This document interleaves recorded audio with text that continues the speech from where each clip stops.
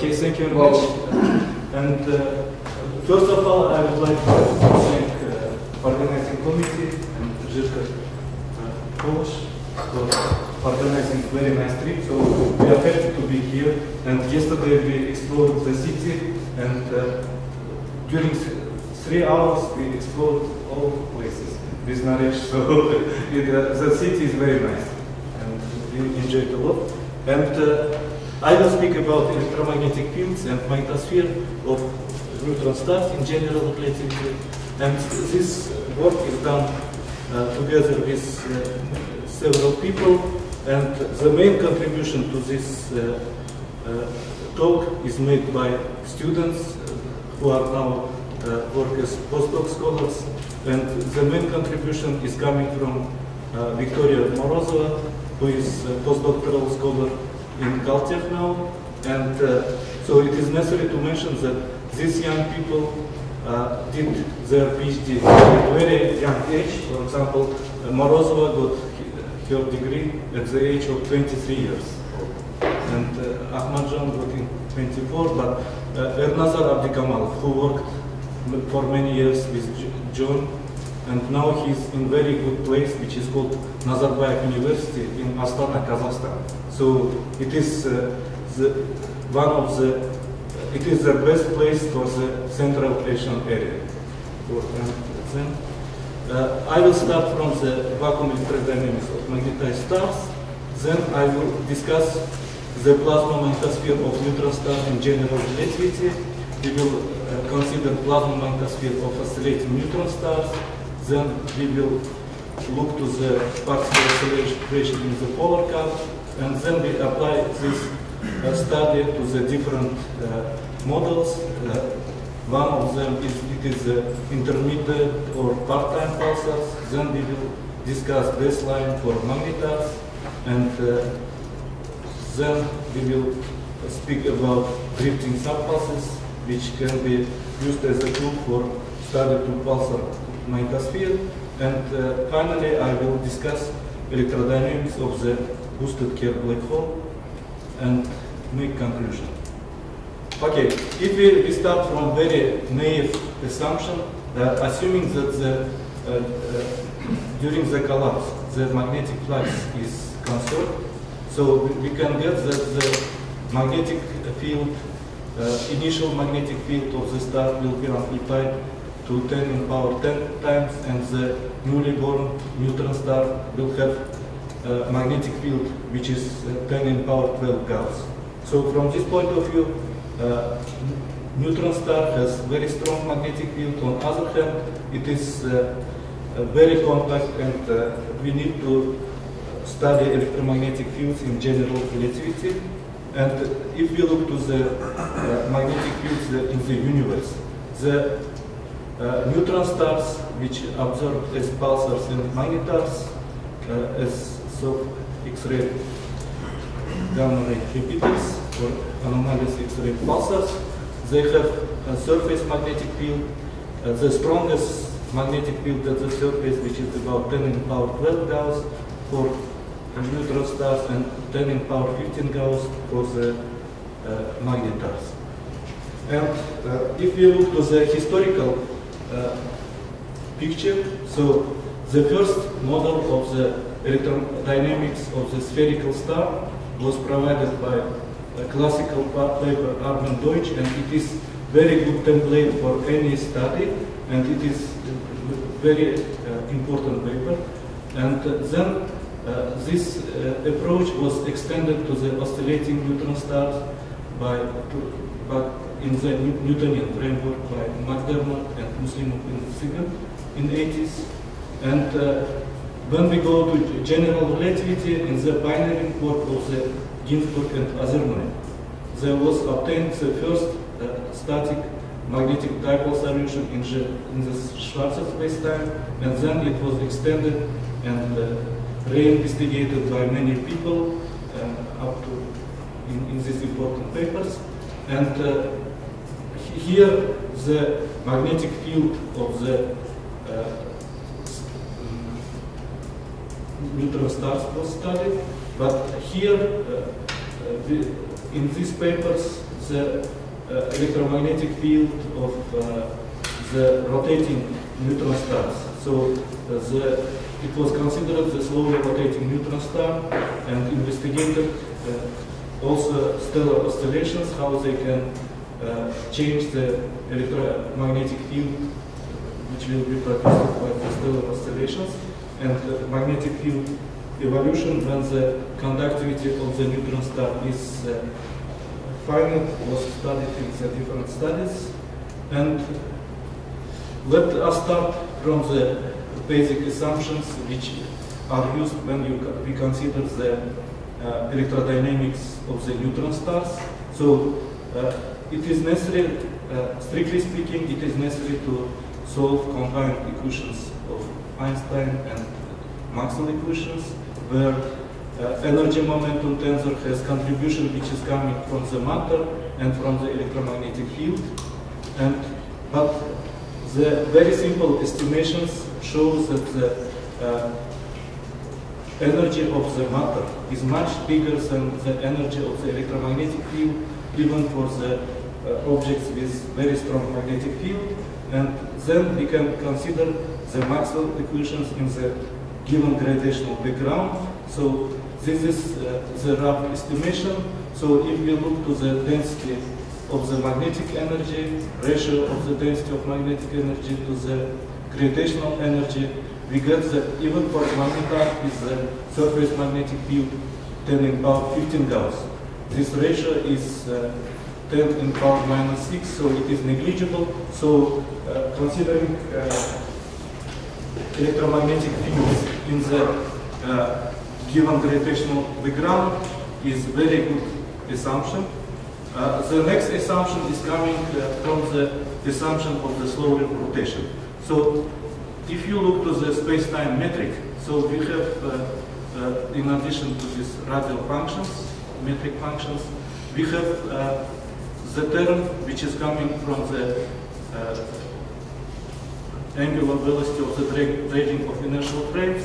And from this point of view, this metric is very important because it takes into account the terms which are coming from the angular momentum of the source. And what is important to mention here, even for millisecond pulsars, when we go to millisecond pulsars, the contributions which are coming from the second order of the omega small term are giving less than 10% contribution. From this point of view, it is important to use this space-time metric for study electromagnetic fields of the neutron stars, because this space-time metric allows to find exact analytical solutions, and then we can study the electromagnetic fields in the different regions. And when we look to the electromagnetic waves, we go to the bar region, and we may look to the interior of the star and vacuum outside of the star. And what we do here, omega is the angular velocity of rotation of the star, mu is the magnetic moment, and chi is the inclination angle between magnetic axis and axis of rotation. So one can study the case when the magnetic field is constant and look for the analytical solutions, for the interior analytical solutions. And this is combined with the Tolman and Oppenheimer equations, and what we get that for the solution for the magnetic field, for the uniform magnetic field solution, requires the stiff equation of state P is equal to rho, and for more realistic equations of state, we used to go to the numerical solutions.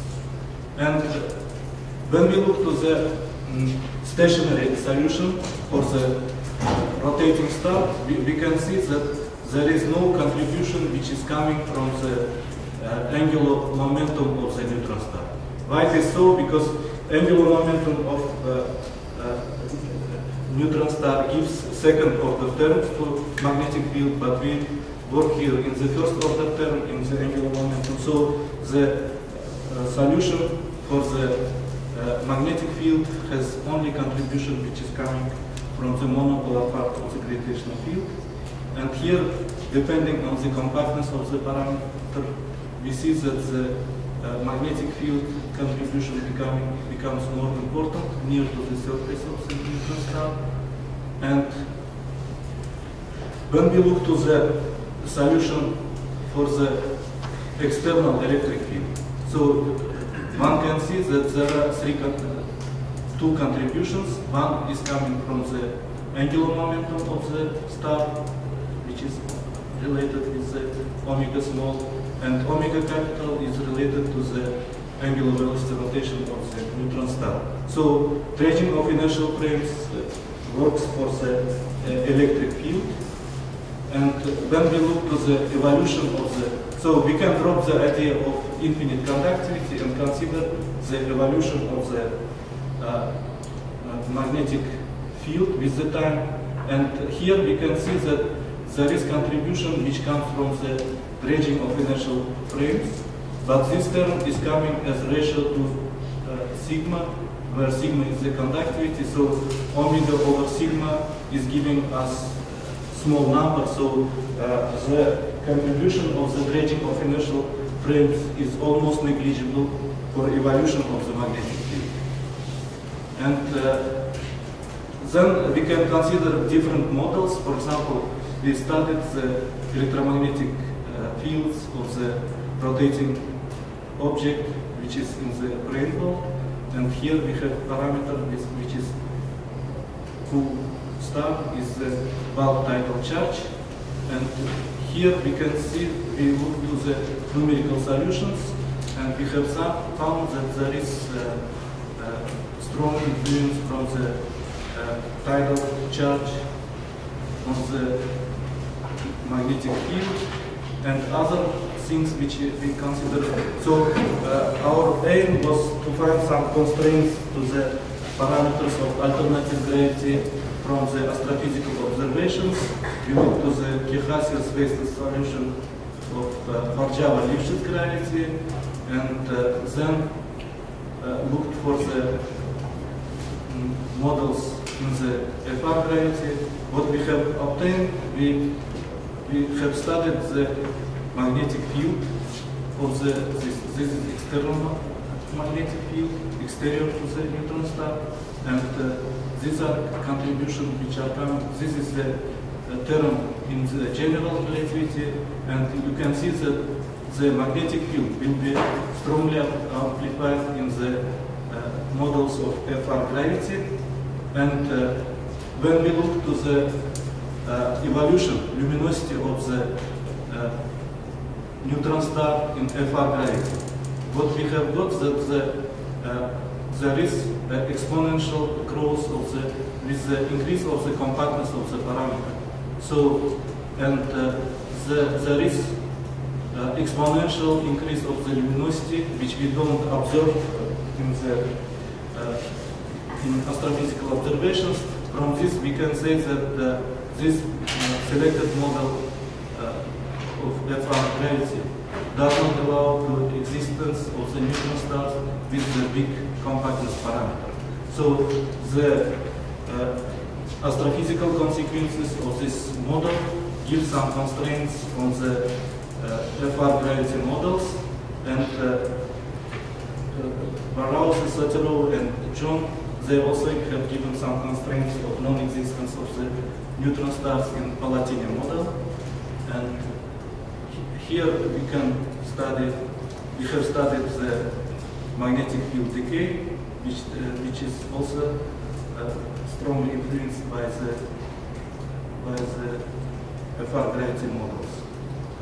And other part which we studied, this is very important to study the oscillations of the neutron star.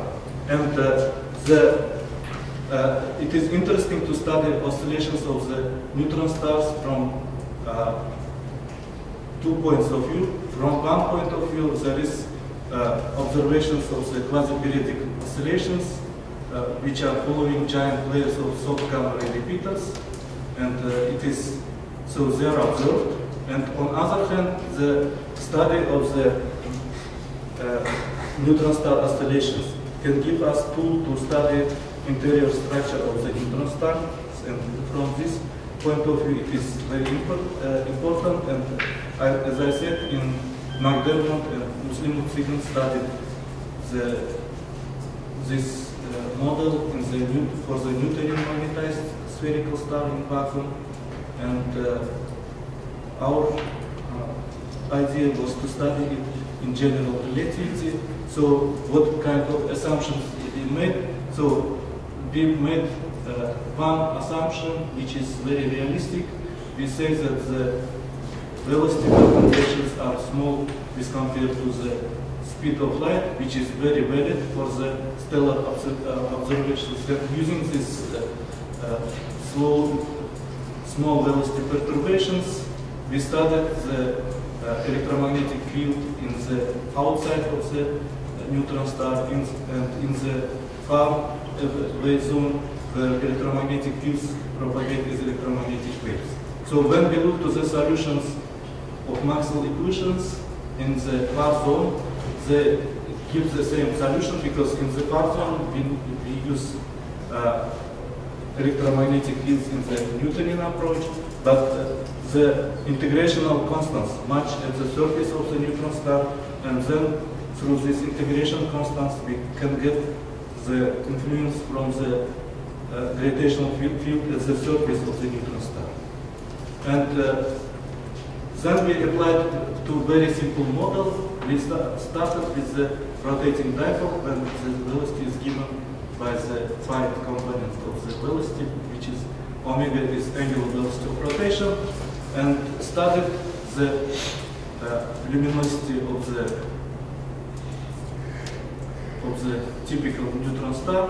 What we have got, with the growth of the compactness of the star, the luminosity of the energy loss from dipolar electromagnetic field radiation increases to several times.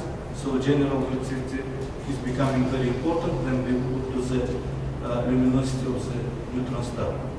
And this gave us opportunity to study this to compare neutron star and strange star things. So here what we say, the magnetic field will be amplified by the amplification parameter F small, which is given at the surface of the neutron star, and then the gravitational redshift gives the second contribution.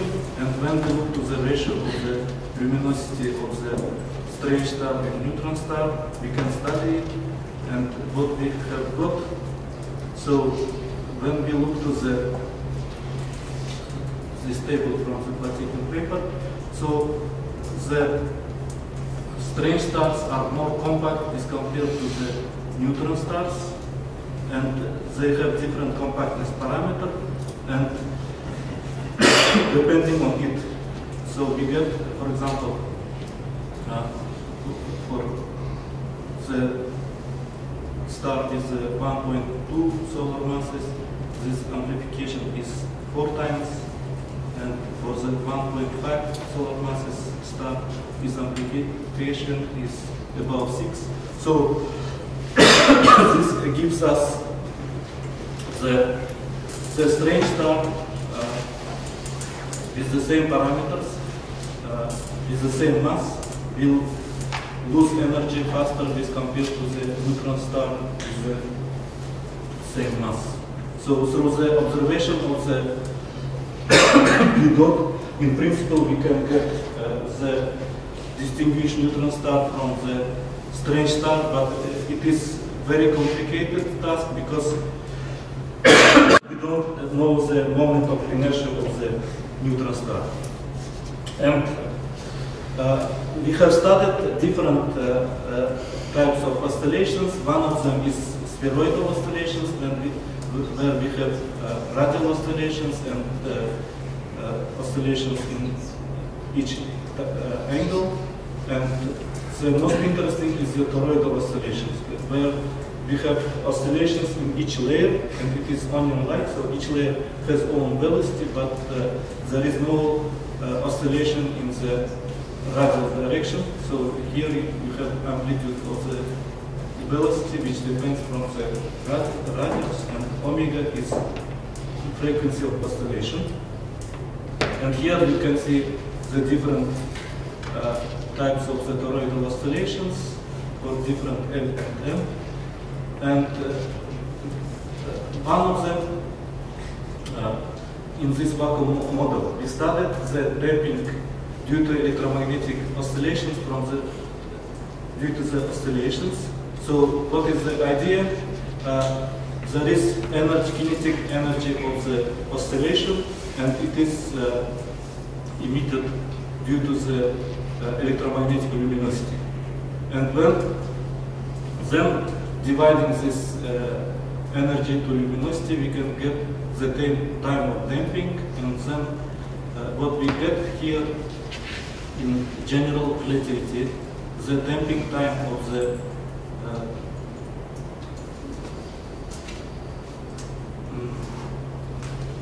in Newtonian gravity is longer. So the electromagnetic field is the oscillations done more faster in general relativity case as compared to the Newtonian case, and these times are very important to study intermittent pulses because they are related with the quasi-periodicity of the intermittent pulses. So this Joule heating does not give any reasonable contribution. And here it is the next part of my talk. When we look to according to the Goldratt and Julian model, which was suggested in 1969, due to the presence of the strong electric field near to the surface of the neutron star, the electron-positron plasma will be developed near to the neutron star, which will be correlating with the neutron star. So when we look to the plasma magnetosphere around a neutron star, it has different regions. One region is called the closed magnetic field line. So you can see here magnetic field in this region starts from the star and ends at the star. And if the particles are moving along the open magnetic field lines, they can escape to infinity. So we have two different regions where particles are trapped or go to infinity. And this, the particles which are going along the open magnetic field lines, they can take the energy of the neutron star. And this is very important part in our study. And the magnetosphere cannot, since it is correlating with the neutron star, it cannot go up to infinity and ends up at the light cylinder. And this is which is related to the velocity of the light. So the particles cannot move faster than the velocity of the light. And we studied the charge density in the magnetosphere due to the oscillations, and what we got, the charge density in the magnetosphere due to the oscillations is becoming stronger in magnetosphere, and depending on the compactness of the parameter. And but on the other hand, when we look to there is effect which works in opposite direction. So the general relativity shrinks the polar cap region. So as I said, the polar cap region is very important to energy loss, and this area is shrunk, and due to this reason, the energy loss in general relativity for the non-rotating oscillating star is becoming less luminosity as compared to the Newtonian case. And here our interest was to study, to apply this model to the part-time pulsars, and this research was done by Morozov and Alinda, together with Alinda, and it was we have studied the charge density and looked to the energy loss. So we get that in the general relativity, polar cap is becoming very important. And what we have found here, you see, when we look to the Goldrev-Julian charge density, this term is the term which is coming as Newtonian-like term, and other second term is coming from the dredging of inertial frames. So dredging of inertial frames is since it is due to the difference between electron density and the charge density. So this density is damping as 1 over r cube, and it is becoming very important. And other part is also coming as linear. So the term which is coming from the velocity perturbation, it is also coming as linear term. So from this point of view, dredging of inertial frames and the perturbation velocity is becoming very important. And then we may look to the different oscillation modes. Here, for the you can see the ratio of the Goldrev-Julian charge density to the Goldrev charge density of the star which does not oscillate. So what we get here, so for the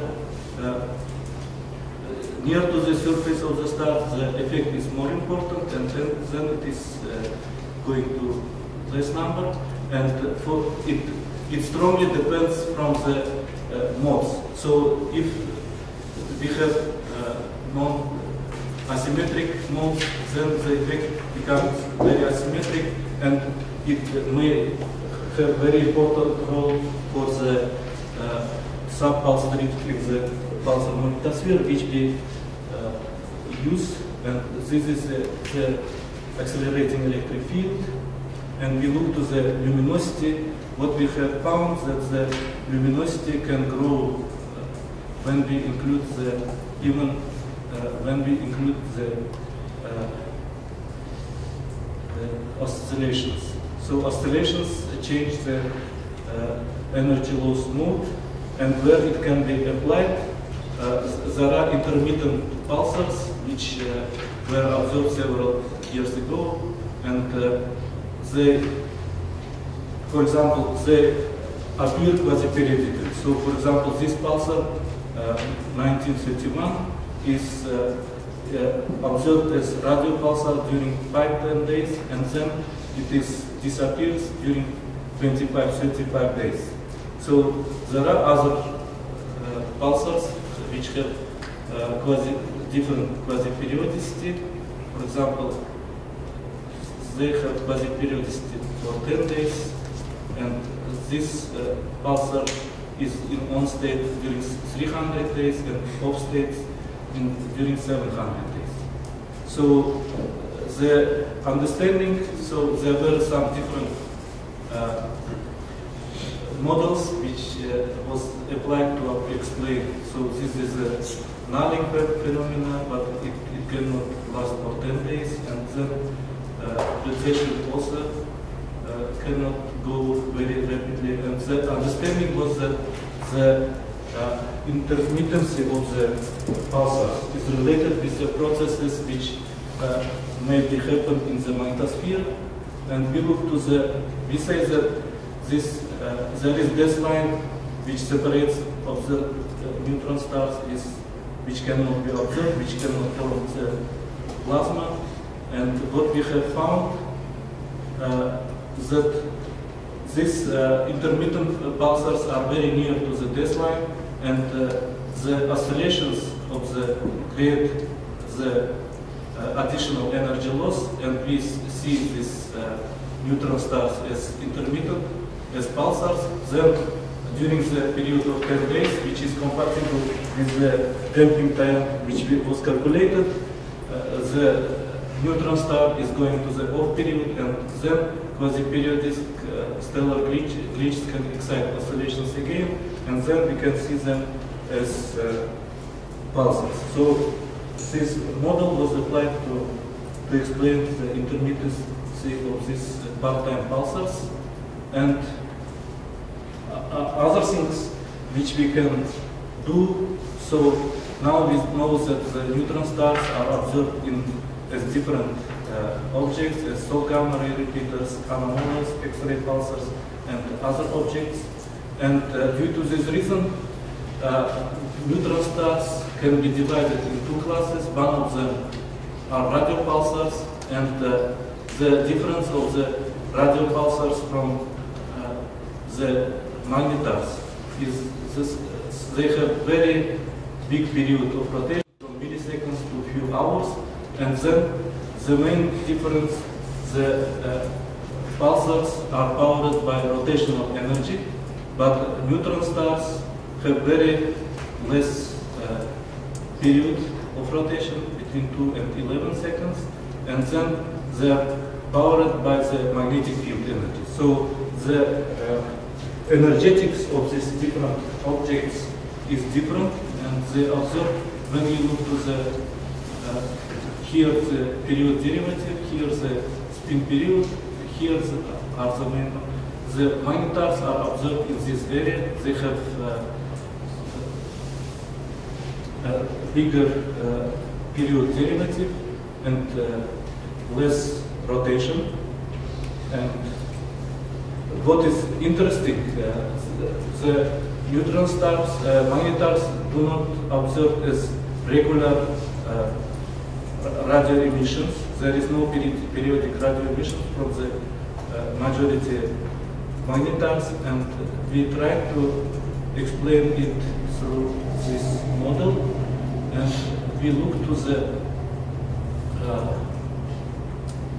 baseline of the parameter K, it is which is related to the oscillation. So here we can see that when oscillation, if the star was unlocked, so with the increase of the oscillations, we can put the baselines to the top, and magnetar can appear as radio loud. So stellar oscillations of magnetar oscillation can make the magnetar as radio loud, and other quantity what we have studied. So it is the inclination angle. So with the increase of the inclination angle, this baseline is going up, and star cannot be observed as radio loud. This one. And we also studied this. Okay, so this oscillation can, what can give, it can go up, and magnetars can be observed as radio loud. So oscillation of the magnetar can change the energetics of the magnetosphere, and then these magnetars can be observed as radio loud. And the other question was consider the particle accelerations along the polar cap. So what we studied, it is the Lorentz factor depending on the current. So if we introduce the current, which is called Goldreich-Julian current density, and if the current is less than the Goldreich-Julian current density, there is no particle acceleration, and when it is bigger than 1, acceleration comes. So, and the influence, if it is less than the Goldreich-Julian charge current density, even the change of the magnetic field, it does not give us the particle acceleration. Particle acceleration can come when this current exceeds the quadrature current density. And here we studied the particle acceleration depending from the inclination angle and depending on the. So here you can see that the stellar oscillation can change the regime of particle acceleration, and this can be very important to study drifting subpulses. So here in this study, what we start with the phenomena of the drifting subpulses. Then we will discuss the existing models for the drifting subpulses and how this phenomena can be explained in the space charge limited flow model. And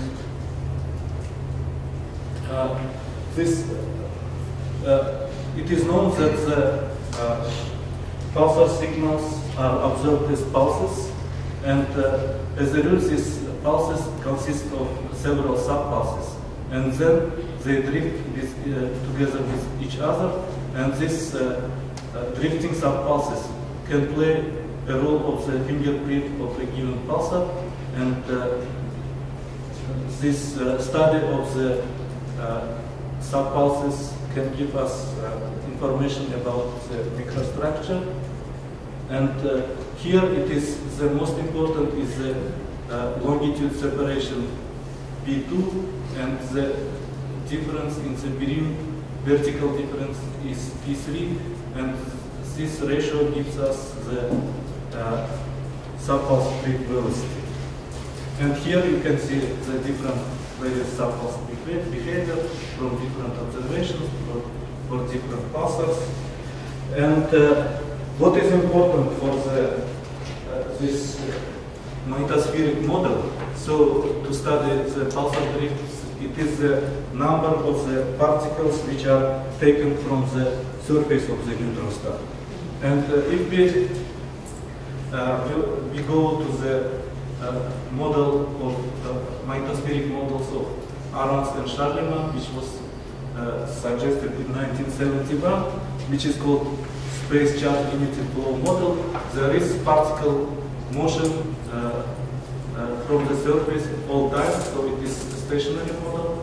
And in the vacuum gap model, there is no particles which are coming from the surface of the star, and in vacuum there is created the particles. It is a different model, and there were models of Gill, Melikidze, and others which work with the combine of Ruderman, Sutherland, and Arnold-Charlemagne model. And when you look to the vacuum gap model, there is vacuum gap which is very close to the neutron star surface, and the gap will be periodically discharged and in the form of the sparks. And it is assumed that this column of the plasma will move under the drifting forces, and this will be responsible for the subpulse drift of the phenomena. So it is assumed that even when it is clean for 90, sparks are assumed to populate the polar cap region, and this period it moves together in the plasma as carousel, and the period of the carousel motion will give us the period of the pulse subdrift. And our task was to apply this stationary space charge flow model to study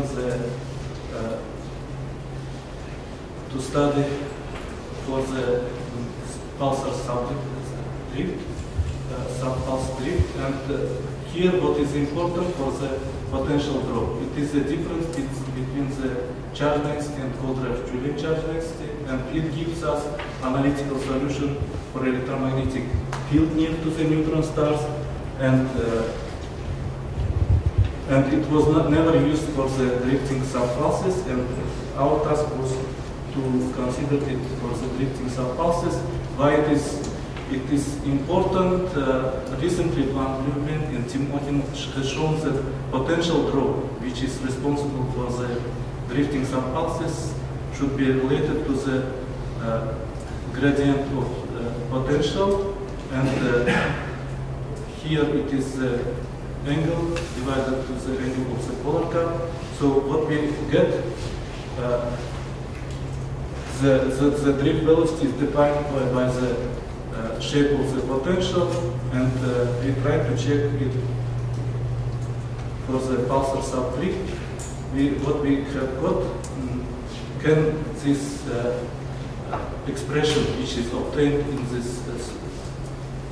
in this model can be applied to the real astrophysical observations from the pulsar subdrift. So we went to the catalog of Verde et al., who systematically studied subpulse behavior of large amount of pulsars at the frequency 21 centimeter and 92 centimeters, and from 187 pulsars, more than 55% shows the subpulse phenomena. And then what we did, we calculated omega t. In our case, it depends from the angle theta and phi. And then we looked for the inverse problem and have found the radius where it is produced. So here you can see the observational data together with the calculations, and green red data corresponds to the data which are at 21 centimeters. Here are the pulsars, and green data points corresponds to the frequency at the 92 centimeters. And here you can see it is the polar cap region. It is the area which is called pair formation front. So this data, as you can see, this pair formation front in all our calculations are almost in the allowed region, except some pulsars. So this is very complicated, in very good agreement with observations, and this pair formation front is due to the energy production from curvature radiation and Compton scattering, and this pair production front screens the accelerating electric field. And we look to the pulsar data for pulses, subpulses of the pulsar 082634, and here you can see the data and the given for the P2, and what is good in our consideration, the observations depend from the angle theta and phi. So here we have boundary of the polar cap, and green circle is the light of the side of the observer. So this polar cap, this black point is the center of the where magnetic axis is situated. It is the axis of rotation, and what we got the polarization consistent with the profile, which is and we look to the 3D picture of this effect, and we studied also the other pulsars. So this also gives the same behavior or polarization which comes from the object. So what we can see from data, this model, space charge limited flow model, also can be used to explain the subpulse drift phenomena, and it is very useful. And finally, in the third part of my talk, I would like to study, to speak about magnetic field of the black holes, and let us start from the conservation of the magnetic flux during the collapse. So we get that B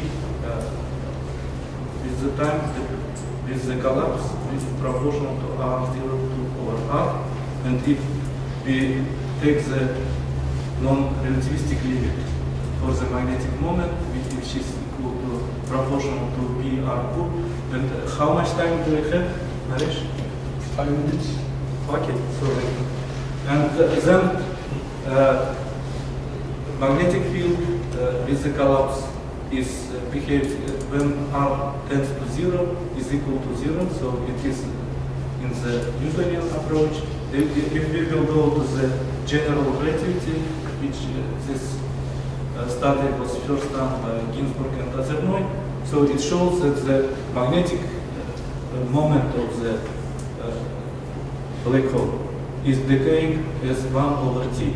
So with the growth of the T, the mu is asymptotically going to 0, and Price and Thorne have shown that if we will take into account the tidal electromagnetic radiation, it should go as T minus 2A plus mu, even faster as compared to the Ginzburg and Ozernoy approach.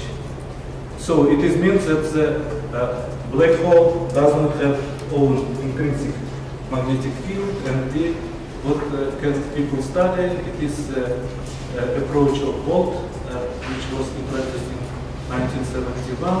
So it is interesting to study black hole which is immersed in magnetic field, and in 1977, Bland-Forsnaik introduced this Bland-Forsnaik process, which can give us opportunity to extract energy of black hole immersed in magnetic field. Then there were different models.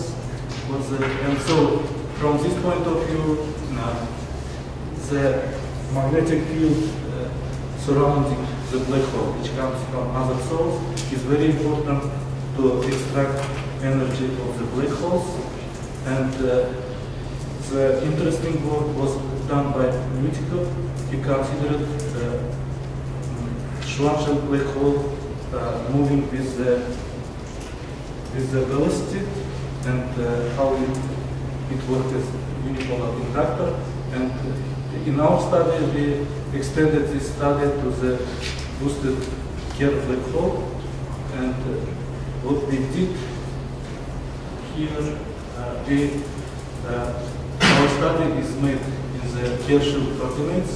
So Kerr-Schilling coordinates can give us opportunity to escape singularity at the horizon.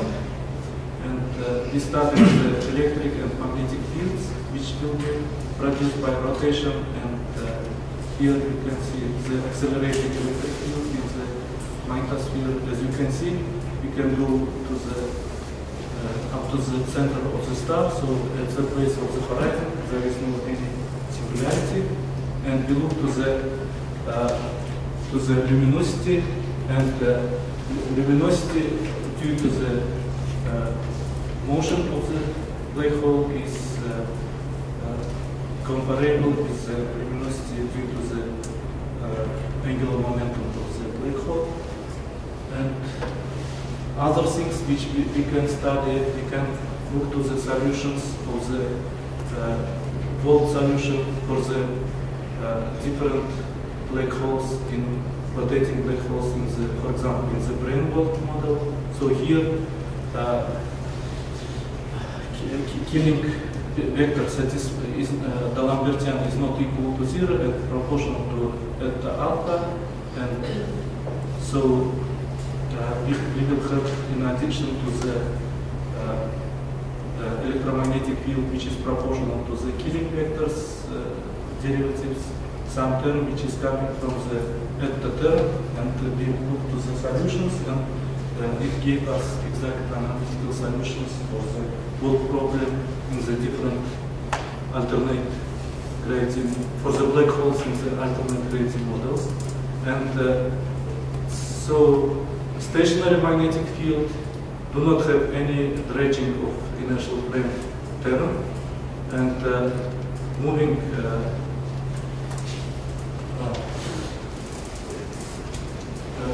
black hole can create charge density, which is necessary to screen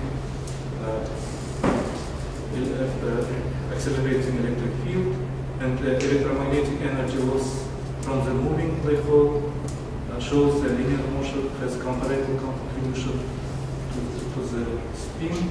So then we started to the vacuum electromagnetic field of oscillating stars, and then moved to the damping due to the different oscillations, oscillations due to the electromagnetic radiation, and energy losses from the polar cards. So we have shown that, for example, for this moon, the energy loss is about 8 times larger as compared to the rotation. So this gives us that the energetic of the neutron star can be changed by the oscillation of the neutron star, and then we applied it to the different models. So one of them is the polar acceleration in the polar cap of the magnetars. So we say that when the compactness of the neutron star is increased, the baseline shifts outwards in the P dot diagram, and then magnetars is going to the radio wide region, and it is purely general logistic effect, and inclination angle also the baselines pushing magnetars into the radio wide region, and observation shows that the inclination for magnetars is bigger as compared to neutron stars. And so it says that the larger compactness parameter and large inclination angles produce baseline well above normal magnetars. This is consistent with the observations evidence of no radio regular emission from magnetars in the typical frequency of ordinary pulsars. And then we look to the intermittent pulsars. So we say that the presence of the oscillations shows them in their own region, and due to the damping of oscillations, then they go to off region and they cannot be observed as pulsars. And this space charge limited flow model predicts that subpulsary velocity is compatible to observed one, and near to the surface of the star and close to the pale formation front. And the angle dependence gives us a natural explanation for the variation of the subpulse generation along the pulse, and it can explain the subpulse response of the pulsars in the observed velocities of the different pulsars. And that is my conclusions.